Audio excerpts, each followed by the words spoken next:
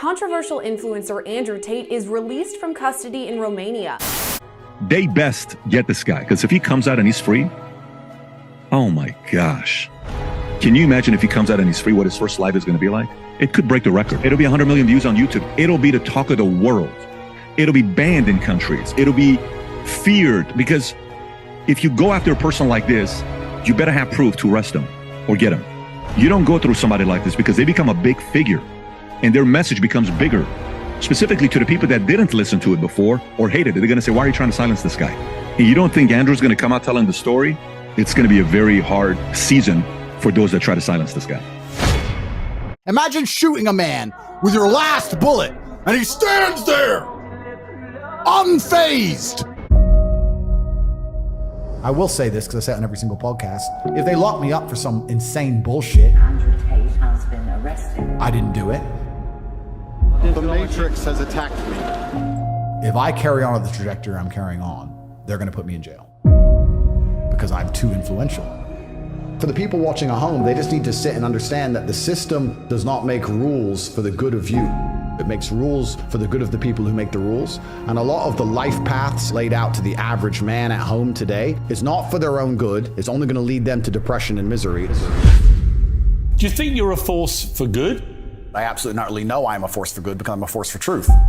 And truth is a good thing. Without truth, we're going to end up in absolute tyranny and slavery, and we're already on our way there.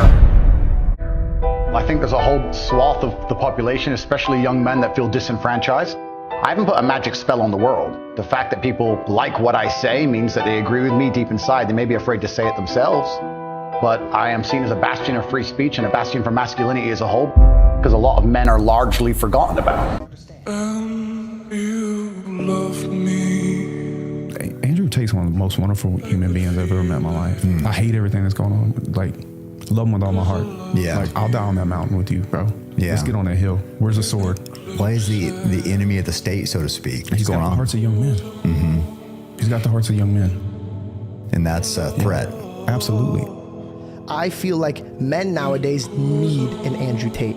He's a guy who's motivating men to be men. If you cannot control your own mind, then you go through life with zero control, zero influence. You can't control anything. You're just a feather in the wind, waiting for life to blow you from happy place to sad place to happy place to sad place, completely hoping on the gods to be fortunate to you, because if any genuine discomfort comes your way, you're fucked. There is a large contingent of the population. There's a large contingent of men out there who don't want to wear makeup, who don't want to be girls, who don't want to be told they're toxic because they want to go to the gym, who want to drive nice cars, who want to have money, who want to have hot chicks. And there's nothing wrong with us. We are not evil. We are not bad. We're not misogynistic. We're not out to hurt anybody. Let me tell you one more thing. When bad things happen, they call men like us. The feminists who hate us and call us toxic, the second they have trouble, they'll call a police officer. Do you think they want a feminist male to turn up or a man like me and you? They need us and they use us. But the second we have an opinion, the second I decide to voice and talk about the things that we talk about, explain our points of view, they want to cancel us. They don't want us to speak. They just want us to defend them, build the railroads, build the roads, be the workhorses, be the slaves, and they think we're not allowed our point of view. Well, they made a fucking mistake, because I, like every great leader throughout history, charge first, before my army. Cavalry charge at the enemy. You can cancel me. There's no evidence in my files. I've done nothing wrong. Everybody knows I'm innocent. This is a huge injustice the way we see it. They should not be detained at this point. There are not even charges filed against them. People are trying to set him up to look like he's something that he's not. Masculine men have a duty to provide and protect those they care about. We have a duty to do things we don't feel like doing because we know we're supposed to do them. And it's your duty as a man to stand up and say, I want to be as important and strong and good-hearted and God-fearing as possible, and I need to work hard to achieve those things. If you cannot control your own mind, then you are just a feather in the wind of life, because your own mind is the only thing you can control. You can't control the weather. Right. You can't control other people. You can't even control whether your heart stops beating. You might have a heart attack tomorrow. You can't control anything besides what you think. There's no such thing as too much masculinity if it's genuinely masculine. Genuine masculinity is not out here to hurt people. It's absolutely the opposite. It's out here to protect. And when bad things happen, they call traditionally masculine men. If you need a firefighter, you need a masculine man. When you call the police because of the problem you have, you want masculine men. And as soon as a woman or a man is in trouble, when you look for backup, you look for masculine men. And masculine men have a duty to provide and protect those they care about. We have a duty to do things we don't feel like doing because we know we're supposed to do them. And that's why we stayed in the Titanic and died. And the dangerous thing about overly emotional men is that they're dangerous. They're genuinely dangerous. This is what's crazy. All these people who talk about toxic masculinity and how bad it is for men to be traditionally masculine. A traditionally masculine man does things he doesn't feel like doing because it is his duty to do them. He charges into the building because it is his duty. Not because he feels like it, because it is his duty. We're now teaching the new generation of men that they don't have duty and they can just act on their feelings and act how they feel, and they don't have to act as a man should. Do you know what happens when you get men who just act how they feel? You get school shooters, you get violence, you get rapists. Men who do not control their emotions are dangerous. If you find a man who is stoic, he's not gonna hurt people. He's gonna sit and think about his actions very carefully, and he's gonna be a good man who protects and provides for his family. You find a man who just acts out on impulse and does whatever he feels like, you're gonna find a dangerous man. Sitting here telling men to cry more and act with their feelings, and it's okay to feel this way, that way, etc., and have no self-control. That is why we have the problems we have in the world. Absolutely and utterly wrong. So when they talk about toxic masculinity, they have it completely inversed on its head, completely and utterly wrong. We need to be teaching stoicism. We need to be teaching young men to understand that the world is very, very difficult. It's hard to be a man. You're going to feel bad sometimes. You need to suck it up and perform anyway. Not just sit there and cry your eyes out or blame other people. We live in a comfortable world now where people think, oh, it doesn't matter, it doesn't matter. But you know what? To some degree, it does matter. It does matter, and I'll tell you who it matters to. It matters to your soul, and it matters to God. I stand in the mirror with a pure heart. I know I am the best version of me that could possibly ever exist. I know that God is proud of me. There's nothing that God hates more than sloth and laziness. If God were to create a man and that man were to sit around and do fuck all, God will frown upon you. It's why you're never lucky. If you're listening to this and you think I'm never lucky, I'll tell you why, because God dislikes you because you're fucking lazy. Start to work, start to show God the beauty of his own creations. You'd be amazed how lucky you'll become. Wow. God is unhappy with these people. And inside their hearts, they're unhappy. We talk about depression, anxiety. That comes from self-loathing. You loathe your own weakness. You loathe your own laziness. This is what all of these things are. I don't feel depression. How can I feel depression when I'm the most powerful version of me that I could ever fucking be? How can I feel depression when I could squeeze my own hand hard enough to break my own bones? How can I feel depression when I've smashed and destroyed 68 people's faces in front of me, men who thought they could test me in fair combat? How can I feel depressed? It's impossible. Do you understand?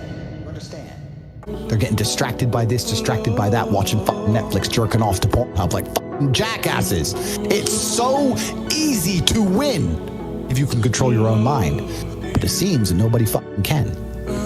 And that's how the people who run the world keep the world running, because they have all the slaves exactly where they need them to be, permanently distracted and semi-depressed, working their asses off in jobs which will never satisfy them and never pay enough money. That's the Matrix. Hey, Andrew, how do I get like a six-pack quick? What's the fastest way to get a six-pack? Why does it have to be quick? Why does it have to be easy? Why do you think life is all quick and easy? Why can't it be hard and difficult? Why can't you suffer? Because suffering is what gives it value. If everyone had a six-pack and it was quick and easy, then it wouldn't be valuable, would it? If everyone walked around with a six-pack and they got it easily, then no one would give a shit. The whole point is that it's difficult to get. Value is linked to difficulty. If you want something that is valuable, you need something which is difficult to obtain. The fact that you just said you wanted it quick and easily shows that your whole mental model is fucked. You shouldn't be thinking about quick and easy. You should be thinking about hard, suffering, pain, going through it. That's what you should be thinking about. This is going to be hard, but I'm going to do it anyway. Because when it is done, then everyone's going to know that I went through something difficult. Why do you want it to be quick and easy? You're Don't right. you understand how your mind is? It defeats. Your mind is broken. Your mind is broken.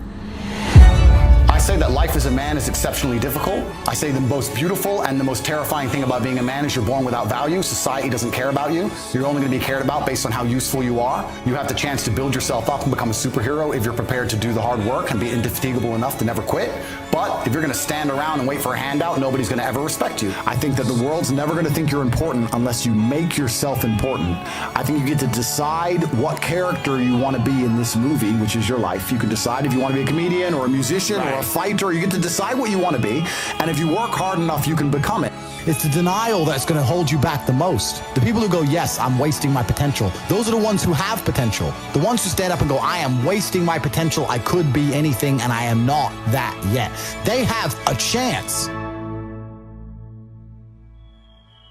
This stream actually, I'm pretty sure changed lives. I swear to God. You changed lives just now. I hope so. This goes to show you that the world is trying to program men to be weak. The world is trying to program men to be spineless. The world is trying to program men to be a whole bunch of beta male simp menginas. The world is trying to silence you, and the world does not want men to think for themselves, because as a man, if you can't think for yourself, somebody is going to think for you. Therefore, it makes you more easier to control. Now, let's take it a step further. If you look at history, now there's this quote that says, history tends to repeat itself. Now, if you look back, Martin Luther King, he had a voice, a powerful voice. And guess what happened to him? Executed. If you look at Malcolm X, very powerful, a man of color, executed. Now, if you look at Kevin Samuels, I truly believe to this day, he did not die of natural causes. He was assassinated, because when Kevin Samuels was a nobody, everything was fine, and then all of a sudden he starts to blow up, then all of a sudden he died. Now, when it comes to Andrew Tate, a man who speaks out against the lies that the program has told you, he tells the truth and want men to be masculine, and guess what happened? Banned, thrown in jail, injustice.